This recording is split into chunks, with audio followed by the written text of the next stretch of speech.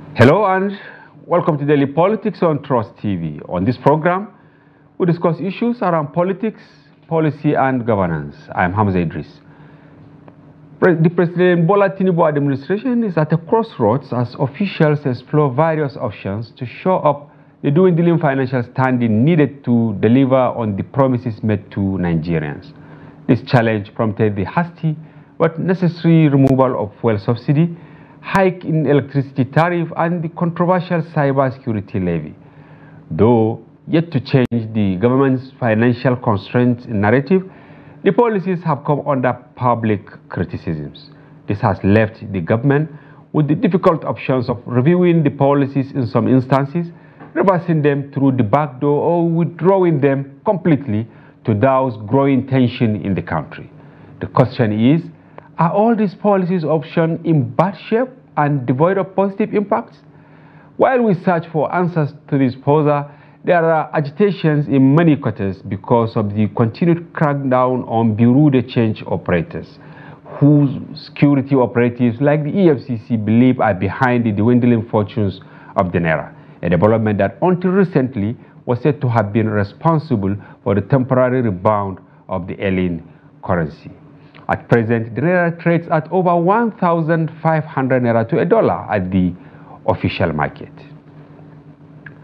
And it is against this backdrop we'll be engaging with a senior level executive and technocrat, Dr. Sani Dawop, and the president of the BDC operators in Nigeria, Aminu Godebe. Both of them join us virtually from live here in Nasarawa State and Lagos, respectively. Of course, we'll be expecting Godebe to join us later in the course of the program. But in the meantime, Mr. Dawop, welcome to the program and happy joining us from live here. Yes, good evening. Good evening, viewers. All right. Thank you to be on with you. All right, thank you very much for joining us. But before the conversation, here are some tidbits. The organized labor has pulled out of the ongoing minimum wage negotiations after the government and the organized private sector made what labor described as ridiculous offers of 48,000 and 54,000 respectively. According to sources in the meeting, while government did not provide any data to back up its proposals, unlike the organized labor, the private sector, on the other hand, said none of its members pays less than 78,000 as minimum wage. And sadly, at least 7 people, worshippers indeed, affected by the incident at a mosque in Laraba Abasawa area of Gezawa local government area of Kano State have died. Family of the deceased revealed this in an update.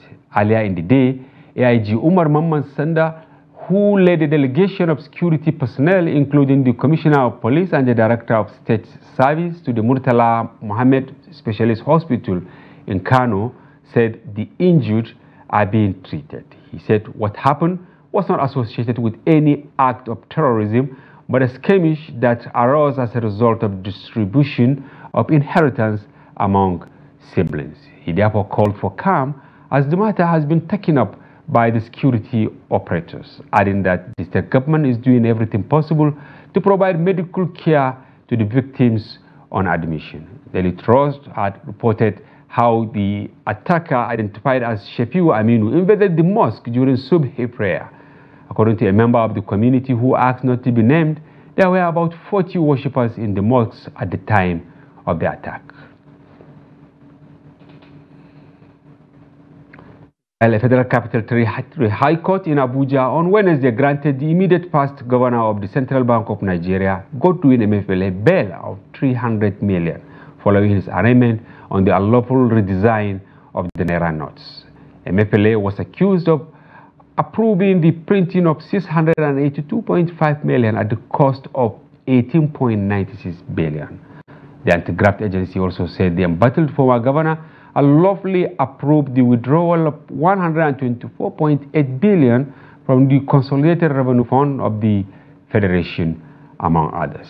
Emefiele, however, denied any wrongdoing as he pleaded not guilty to all 4 count charges read to him by the prosecution, the EFCC, before Justice Marion Aneni. And it is now time to take a short break. When we return, the conversation commences. Stay tuned. Once again, welcome back. We have Dr. Sani Dawop, who joined us virtually from life here in Nasarawa State. Dr. Sani Dawop actually is a retired head of planning, research and statistics in the office of the Auditor General for the Federation. He was also former international consultant to the United Nations Development Program in Ethiopia and former inspector of taxes, Federal Inland Revenue Services here in Nigeria. He also worked, of course, with the Bill and Melinda Gates Foundation and Associate Program Officer. Welcome once again to the program, Dr. Sani. Hello. Hello. Thank you very much, fine. Hamza. Yes, good. And welcome good to the program viewers. once again. Nice to connect with you again. Yes, we have 3 tidbits, and definitely I want us to touch on them briefly before we go into the program proper. Now, the first one, let me pick the arraignment of MFLA. You know, that he illegally printed Naira notes worth, you know, millions without recourse to due process. What is your take on that? The case of court, you know, like the lawyers would say, if you discuss that, is sub judice. No. But I think for commentators like us, we are free to say a few things, and we can express our opinion on the way things are going. I hope this case would be concluded, and if he is found guilty, he would be prosecuted and jailed accordingly. But as things in Nigeria turn out, after all this hullabaloo, you just hear that MFLA is free, that the matter has been settled.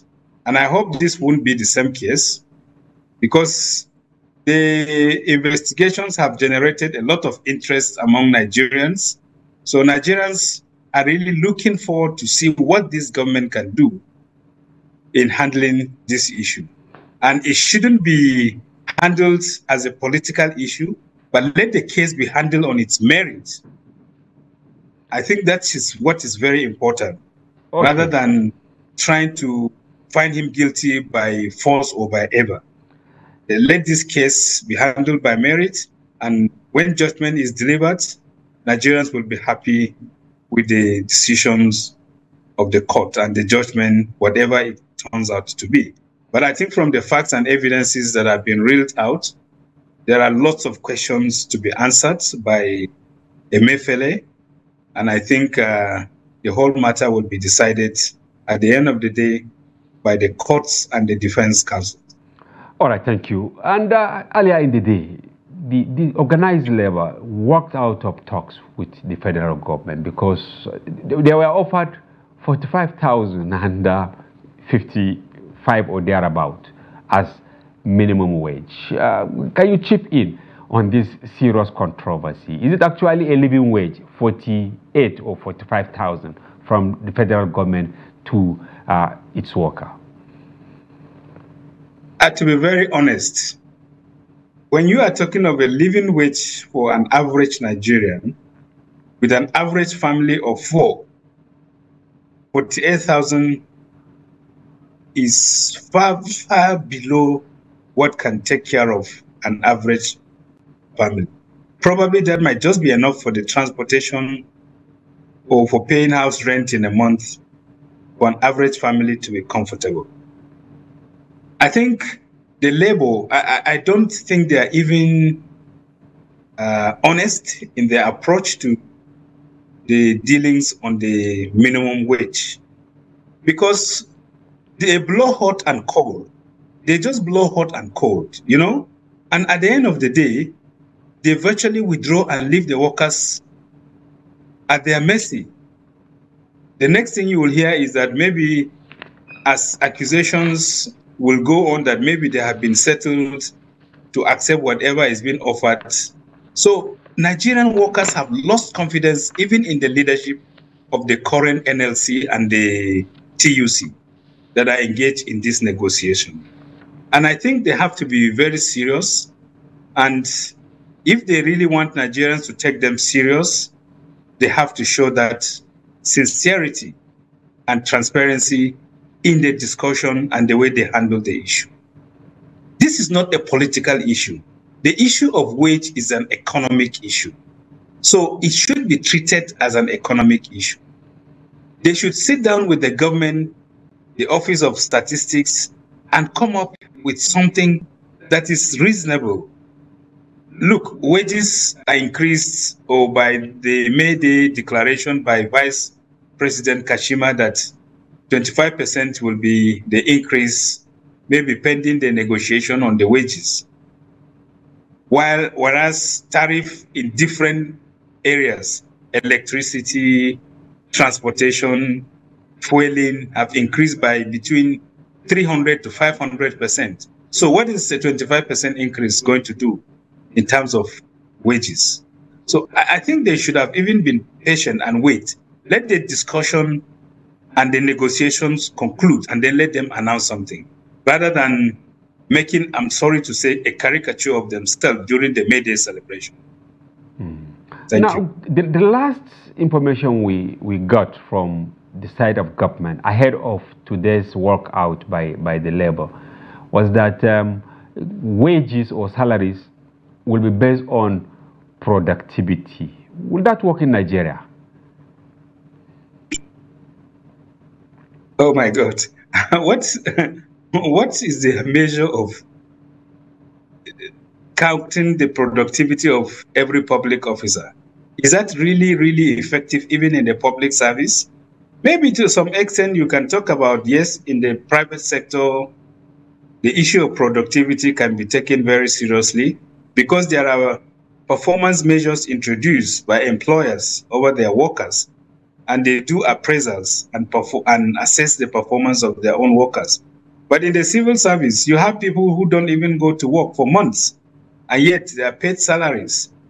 And sometimes you go to the National Assembly, they give all these ministries, departments, and agencies approval to recruit workers, even when the workers are not actually needed.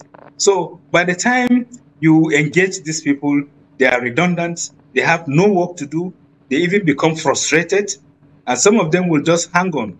They don't even show face in the office, and yet they collect salaries. I mean, these facts and evidences abound. But if government will really rejig its workforce and actually put people who need the work to be there, maybe we can get some sanity, and maybe things can begin to change, and we would see difference. So, but when you are talking about measuring productivity in Nigeria, I'm sorry to say, I don't see that happening in the public sector. But in the private sector, yes, to quite some extent, that happens very, very much. Okay. So if you say you are going to tie it to productivity, then you have to reject the civil service, and a lot of people will really have to go. So if that is the way you want to go, yes, probably you can get some results. All right.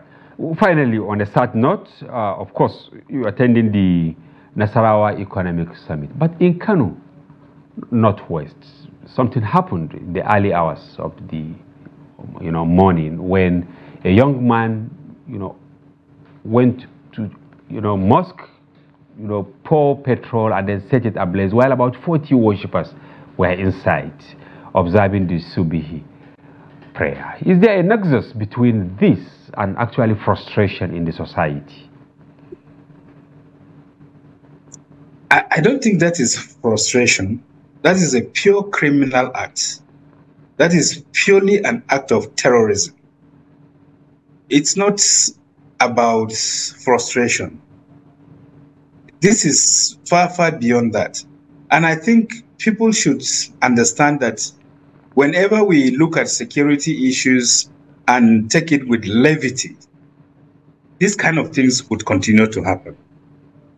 I commiserate with those who lost their lives. It's very unfortunate. It's uncalled for. It's very callous, and it's very senseless. And I don't know if the person who did it has been arrested. And if he has been arrested, he should face the music, and any action that should be taken to bring him to justice should be done. And may the souls of those who lost their lives in this carnage, may their souls rest in peace. But there's no nexus. I think it's purely an act of wickedness, an act of criminality, an act of terrorism. Thank you. All right. Thank you very much, Dr.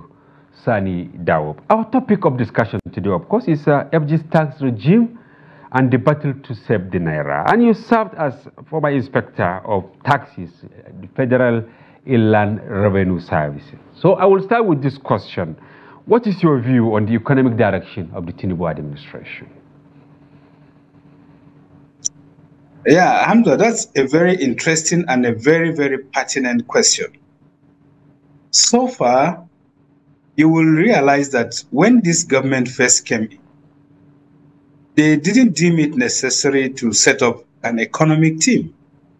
It was when things started getting out of hand, when the dollar started appreciating against the Naira and the Naira depreciating against the dollar, when we got to almost 1,600 Naira per $1, that was when the government quickly ran around and assembled the team of experts in the economy and business that include people like Alhaji Aliko Dangote, Jimovia, Tony Elumelu, and the rest. That was when they now thought it necessary that, look, it's time we bring it. He should have set up this economic team immediately as he announced the withdrawal of subsidy. Even though people are saying that the government is now even paying subsidy, maybe that's a different discussion for another day, you know, because they are under serious pressure. The government has not clearly given Nigerians an idea of where it is heading to in terms of managing the economy. We should be talking about a program for the next 4 years or 3 years, because the government has already spent 1 year now. So the next 3 years, there should be a clear program. This is where we're heading to. This is the exchange rate we hope to stabilize. I was in Saudi Arabia 2003, 2004, and even recently, the Naira against the dollar, sorry, the Riyal, Saudi Riyal against the dollar has remained almost stable at $1 to 3.75 Riyals. Whereas in Nigeria, I think as at that time, the exchange rate was about 90 something Naira to a dollar. But today we're talking about 1,400, 1,500 to a dollar, Naira to a dollar. So you could see how that country has been able to stabilize its exchange rate and maintain the value and the worth of its currency by direct government policies. But here you say you want to float the Naira. You are floating the Naira when you don't produce anything, when you virtually import everything and you say you are floating the Naira. In fact, you will be digging the grave of the Naira and you will soon bury the Naira and will completely lose its value. So the government needs to clearly tell Nigerians that within 1 year, this is what they hope to achieve in terms of stabilizing the exchange rate. This is what they hope to achieve in having a manageable interest rate. This is what they hope to fix in terms of the economy. We need a clear direction, and that is not available. And now there should be a clear program, even from the economic team, to say, we want to the meeting. Yes. Yes, you mentioned Saudi Arabia. Of course, they are also net exporters of petroleum products as Nigeria. Why is the real stable and Nigeria is battling to redefine Naira? Like I told you, one, that is the lack of clear economic direction and policy thrust. Because once you have that and you want to protect your currency, you have to insist on doing the needful. You have to insist on doing the right things. Otherwise, when you say the exchange rate will be decided by market forces, that is what you get at the end of the day. I can tell you that in Saudi, if today they say the exchange rate will be decided by market forces and there will be no influence of government in controlling the value of the riyals against the dollar, the story will be totally different. So there must be strong leadership that should be exhibited. And like I said, if the government does not really come out very, very hard on speculators, because most of the thing that is happening is there's a lot of speculation in terms of dealing with the Naira and the exchange rate. Some people are just feasting on it. Like I remember the former CBN governor, His Highness Sanusi Lamido will always say that we're running a rent economy. And you know what a rent economy means? Is that you hardly produce anything. There are people speculating on virtually everything, and the government allows that to happen. And so the economy is virtually a rent economy that is not productive, that is not really achieving the purpose for what a strong economy in a country is supposed to achieve. All right, Doctor, even though we are still expecting to have Aminu Gwadebe, who is the president of Bureau de Change Operators in Nigeria, but I want to ask this question. You spoke about government direct intervention and all that, and we noticed serious crackdown on Bureau de Change Operators in Nigeria, consistently in Lagos, especially Kano and Abuja, among other places. But it's like it is not producing any result. Is the government actually knocking at the wrong avenue?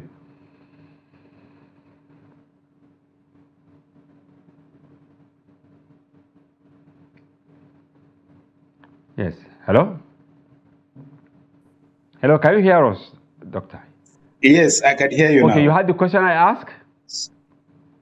No, sorry, I missed that question. Okay, because I said we are still expecting Aminu Gwadebe, who is the president of Bureau de Change Operators in Nigeria, to join the program. But I'm taking the question to you.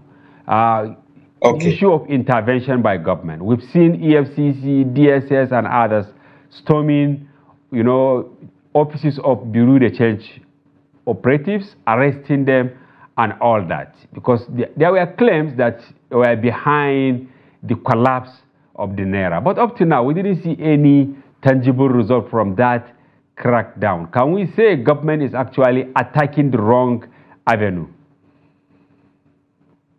Hamza, you have said it all. I can tell you that no amount of clampdown will determine the value of the Naira. Right from the policy thrust that is lacking. First, when you check who are the owners of the Bureau de Change, most of them are insiders within either central bank or within government or within the top political class. So what they are benefiting, it's very difficult to come one day and say you are going to rate the small traders while you are leaving the big goons behind. That can't change anything. Secondly, raiding people is not the best way of managing an economy or managing even the exchange rate. We have to come back to the issue of productivity, the issue of local production, reducing importation, and to a large extent unnecessary importation, and abusing the allocation of foreign exchange to people who are not producing anything, like I talked about the rent economy earlier, but simply because they have connections, they have network here and there, and they have access to this, and then they go into the black market and offload whatever they're able to get through the official exchange rate. So, and again, when you look at all this clampdown, they do it for a few days and then they stop. If you are really serious, you must put in place a system that completely you will eradicate all these kind of things, not spontaneous or not this periodic raiding that they are doing. It goes nowhere. It doesn't stop anything. We always go back and things would continue and it will be business as usual. So those are not the measures that will tackle the exchange rate. But fundamentally, we have to go back to managing the economy well, managing our level of productivity as a country, managing imports, managing exports, and making sure we really export more than what we import. With most of the countries, we must be able to have a balance of trade between most of our trading partners for Nigeria to be able to get out of the woods. But another thing that is obvious is that government has given up on oil as our saving avenue, because we have seen of recent introduction of series of taxes and levies. Little talks about exporting or improving our crude exploration. Is this the way to go? You do not achieve economic development through taxation, because taxation adds burden to the economy. It is productivity in terms of local production against importation. That is really the way to go. And if I may tell you, if I were President Bola Tinubu, the challenge I will task before the Minister of Trade, Investments and Industry is to tell her, please, I need a record of all the companies in Nigeria that were strong, functional, and active. Where are the barracks, the producers of battery? Where are the producers of Dunlop? Where are the producers of Michelin? Where are the producers of Exide battery? We used to produce Peugeot, and it was the official car of Nigeria. Volkswagen were highly patronized by government. And you can mention them: Steer, tractors, and all the rest. Anamco producing, assembling Mercedes-Benz. All over Nigeria, Leyland in Ibadan. Where are all these companies? I will task the Minister of Trade Investment that, please, I need her to revive and come up with a strategy how we can get most of these companies back, even if not in their original form. Let us even bring back people, or let us support people who will go into producing these same things that we used to produce locally. Because most of these things that we were producing locally or assembling locally reduce the needs and the pressure on the Naira. But now, virtually everything you produce, you have stopped, and you are relying on importing virtually everything. So that is really the way to go. And that, for me, will be the biggest challenge. I will task the Minister of Trade and Industry in collaboration with the state commissioners for industry and commerce, that we need to partner. And in terms of patronage, most of our government institutions do not even patronize made in Nigeria products and services. They would rather go for imported furniture, even furniture. You will hardly find any governor or minister having furnitures that are locally assembled or locally produced in Nigeria, as little as ordinary as that. I think we have to go back to these policies. We should withdraw any vehicle that is not assembled in Nigeria from any government patronage. both at the federal and at the state level. So you must have an engagement with the governors, because running the economy, yes, you can set policy direction, but you must carry along the subnationals in all these economic policies. And that is why you have the National Economic Council headed by the vice president. So I don't know really to what extent they are looking at some of these issues to address the economy.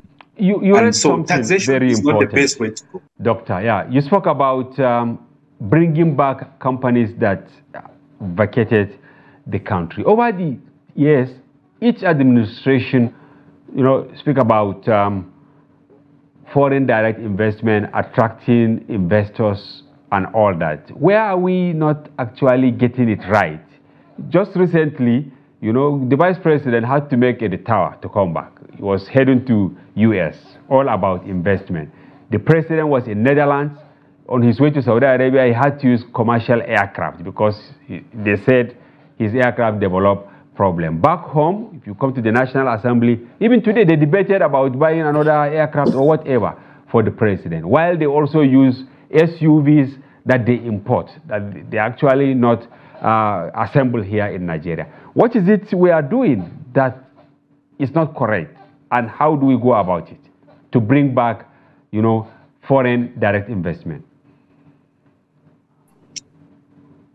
There's this saying about investment, that investment goes to where it is welcome and it stays where it is respected. No foreign investor will come into your country and invest where your own people are not investing. It's a function of the local investors investing, and when the foreign investors see that happening, they too will come. Otherwise, they will only come and invest only in areas and where they know that the local investors are completely lacking, and they are going to just milk the economy rather than a form of investment, where they will take out all their investments and their earnings or their profits without reinvesting and redeveloping the country, whether in terms of infrastructure or human resource base. So the way we are going about even attracting the issue of investments, I can tell you, if the enabling environment is there, the issue of security is tackled. The issue of stability of government policy, not today you have a different policy, the next day you change the whole policy. Today you are saying a different thing. Today you are saying you are withdrawing subsidy. The next day you are secretly subsidizing. All these inconsistencies does not attract the foreign investors. No investor will come and get killed simply because people are fighting against each other for religious differences or for tribal differences. No foreign investor will come to that. So we must keep our house in order. They say, as you lie your bed, so shall you lie on it. It's very important for us to make sure that we create the enabling environment and that we produce the required human resource base that is needed to run and manage this economy. Otherwise, we'll continue on a wild goose chase in terms of foreign investment. And that is what we're not doing well, by encouraging local investment by local investors into industries and areas of need. If we do not do that, we should better forget about economic development, and we will never have our economic independence as a country. Okay. Earlier, in the early days of the administration, of course, there was no economic team. But midway, something like that was put in place. Is there any noticeable impact of the various economic teams and think tank that the president put in place, going by the way things are going in the country? Number one, I don't know the extent of, let me say, the extent of authority or the extent or the leverage that the president has given the economic team to come up with policy decisions to manage the economy. That's one. Then secondly, I do not know if the economic team meets regularly, and if they meet regularly, they need to address Nigerians also regularly on their decisions. Thirdly, I do not know if there's a chairman for the economic team or the advisory team. It appears is the president. Yes, were you talking? Yes, go ahead. No, go ahead. I can hear you. Yes, it appears there is no chairman or a recognized leadership for the economic team. It is only when the president feels there's need to call them that he does call them. I think we have to change the way this is being done. Now, the impact of the economic team that was put together immediately was to arrest the exchange rate and also the increasing interest rate. So if you notice in the area of the exchange rate, immediately the economic team came on board. I think the exchange rate was almost gained to almost 1,800. And immediately they came on board and they made a resolution and said, look, we are going to work on this exchange rate. And immediately it got to a point that the Naira appreciated, where it was exchanging from 1,800 to a point it was exchanged at $1,000, 1,000 Naira to $1. So there was some impact. Immediately they intervened because they were key players and they know how they can manage that. But other than that, the team is. And I don't know the leeway they have in their own meetings and engagements, but we need to have them being more regular, addressing the economy and talking. You don't hear them talking about all this. It's only when the president calls them for a meeting, and once they go away, one or two things is done. And that's not, because we need to put a strong structure for the economic team. And that is lacking. And I think that is an area that the government should look at. Let us know who is the chairman of the economic team. Let us also, Mr. President should give them a task or responsibility to brief Nigerians on their activities, whether quarterly or whatever, on decisions that they have taken or measures that have been introduced in order to help manage and stabilize the economy. Is it that the president is not getting it right because he made himself the chairman of the economic team? Are you suggesting that he should get somebody who actually knows the economy, who can also see things from outside the villa to lead the economic team? Definitely. The first wrong step is the president making himself chair that economic team. It is going to be in conflict with what the vice president is doing in the national economic team. There must be some synergy. And when you set up that economic team, they must be working very closely with the vice president on what he's doing in managing the economy. Because, in managing the National Economic Council, which have all the governors and key stakeholders in that meeting. Now, you have an economic team which is chaired by the president. Then you have the National Economic Council, which is chaired by the vice president. Definitely, there will be at loggerheads. And I don't think that's the way to go. When you have the economic team, give them a leadership. And then let them work. Let them work closely with the office of the vice president in terms of the economic management with the central bank, which is also part of the National Economic Council. I think that is the way to go. If we continue the way we are going, I'm sorry, nothing tangible will change or nothing significant will happen. Of course, your area of expertise is tax, as I said earlier. Now, what is your take on the cyber crime tax? Do we really need it in Nigeria? Well, you see, on the area of the cyber tax, Nigerians have quickly and immediately kicked against it. When things are done properly, when Nigerians see that yes, they are going to benefit and there will be transparency in the management of the resources or the taxes introduced. They will not kick against it. For example, the education tax, which is a percentage of the profit of companies, is what is used to fund the TED fund.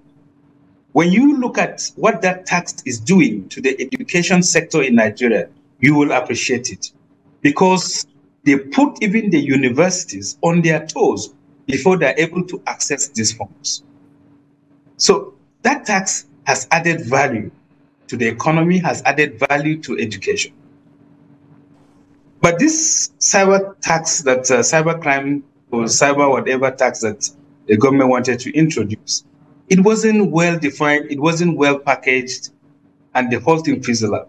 And you can even see that the chairman of the tax reform team that the president set up, at the beginning of his work, he was very, very vibrant and coming out. I think one Mr. Is it Oloyede or what is his name? I can't remember very well. He was very vocal. He was actually talking facts and things that needs to be done. And suddenly he's gone underground. You don't hear anything about him. Are you referring to Zacchaeus? So you don't even know whether he's working or the team is disorganized or whatever. So those are the kind of issues. And we can't continue like that. And that's why I said there must be a framework for the economic team to work on. You know, if there are periods to give reports, because you must continue this engagement with stakeholders. And you must also do the engagement with the right people at the right time. Otherwise, you are going to create new conflicts, like I earlier pointed out, where the economic team is meeting, the vice president is chairing the National Economic Council, and all these kind of things. You know, we must be seen to be working in synergy. But don't you think Nigerians are overburdened by taxes while they provide almost every other thing for themselves? If you talk about security, you pay for your security to take care of yourself in your house. Electricity, you have to have your generator. If it is water, you have to dig borehole. And we have more than 20 different taxes. Of course, I have like stamp duties here. There is the petroleum profit tax, capital gain tax, value added tax, you know, TV license, police special trust fund, you know, even something very close to the cyber crime, because they call it, what is this? National Information Development Levy. You have all these kind of taxes. Is there any way government can actually put them together so that Nigerians will know that, okay, this is where our money is going? And that is why the private sector investors are complaining that actually it is true. There is over-taxation in Nigeria. And unfortunately, only very few actually pay tax. And if you organize your tax system by overtaxing those who are tax compliant, you're just only going to get little value. You need to expand your tax net. There are lots and lots of people who are supposed to pay tax that are not in the tax net. You need to do that. The leakages, you need to block the leakages in the tax system. Because when the tax is collected and then it is pilfered or there are leakages, people will lose confidence in that. And then you must also invest the tax in programs and activities that people will see the results in it. And people will be convinced that, yes, the essence of this tax is really working. But if you just want to tax people simply because you think it will help you to raise revenue, no, that is not the way to go. But Doctor, some Nigerians will feel as if you are, you know, on the same pedestal with the president, saying we should expand the tax net, considering that most of these politicians and technocrats, they exempt themselves from paying tax, directly or indirectly. If it is about paying taxes for their companies, there is this tax holiday. They have built mansions all over. They are not paying ground rent and all that. So who will bail the poor in Nigeria?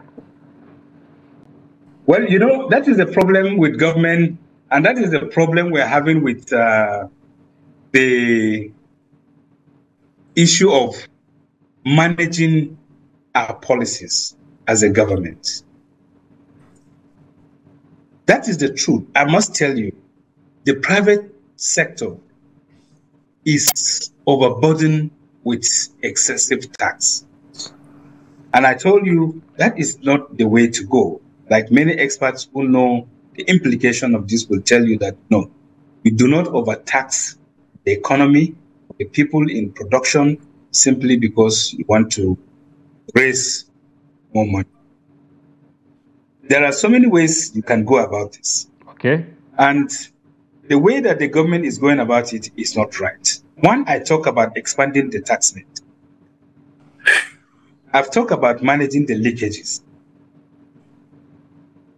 I've talked about being transparent in the utilization of the resources generated from tax. And also, you need to incentivize or give incentives to even the tax collectors, people who are collecting the tax, so that they do not dip their hands in the toil of government. So that's very, very important.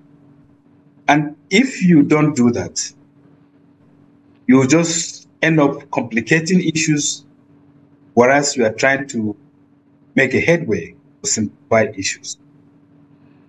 That's very, very important for government to note. And if really we have to make a headway, let us encourage productivity. When we talk about productivity in terms of goods and services locally, that is the best way to go. And then when you look at those who are not paying tax, you bring them into the tax net, and then they now pay the tax. That won't be a big deal. What does it take? How somebody comes in office. Now, somebody goes to a birthday party and he spends or he sprays hundreds of dollars in a social function. The first is that is even an offense. Videos are circulated, people are doing it, and nothing happens, and yet it is against the law. Nobody is arrested, nobody is punished, and even people in government come in and they engage in doing the same acts. Are you salvaging the economy? You are not. And these same people that are spraying, okay, doctor, if the tax system is working very well, yes, you can go after them after they finish this spraying and make sure that they actually are paying proper tax to whether the state or the federal government, as the case may. Okay, there is this important question. I want you to answer it in less than 1 minute because we are running out of time. Pundits believe that we are not getting it right in Nigeria because we don't have homegrown economic policies. We rely on IMF, World Bank, and all that. Could that be true? Because you worked with the United Nations Development Program as a consultant in Ethiopia. Other countries, are they really tilting to all the prescriptions of these multinational corporations? Okay, that's a very interesting question. But you should answer it in less than 1 minute, yes. You see, yes, the World Bank is going to invest where it believes and it knows that, yes, they can influence the course of action. And where they know that they are not going to influence the course of action or the IMF, they will not even bother to go there. And they see Nigeria as one of such countries that they strongly believe they can change or influence the course of action. There are countries that every foreign donor funding that comes in goes through the government route, rather than leaving it in the hands of people that are being decided anyhow. I give you an example of Ethiopia. Ethiopia, every donor fund that is coming, it comes in through the government system. And only a small percentage is left to go into the hands of NGOs or whatever. All right. So it comes into the economy. And for us in Nigeria, we must do the needful. And we must make sure that any foreign funding that is coming, let it come in through the channels, and it must be properly accounted for so that it gives confidence to the donors. Thank you very much. We're actually trying to open another topic of discussion, which we hope to have you some other time. and elaborate on this. So thank you very much for being part of the program, and we hope to have you some other time. Thank you very much, Hamza, and good evening, viewers. Well, we've been interacting with Dr. Sani Dawop, retired Head of Planning, Research and Statistics in the Office of the Auditor General of the Federation, former international consultant, United Nations in Ethiopia, former Inspector of Taxes, Federal Inland Revenue Services. He also worked with the Bill and Melinda Gates. And we hope you found the conversation engaging and informative. Be sure to join Daily Politics, airing every weekday, and our special package on Friday, during which we open the telephone line for you to comment on national issues. That's a wrap today. Thank you for being with us. Bye-bye. For now, I am Hamza Idris.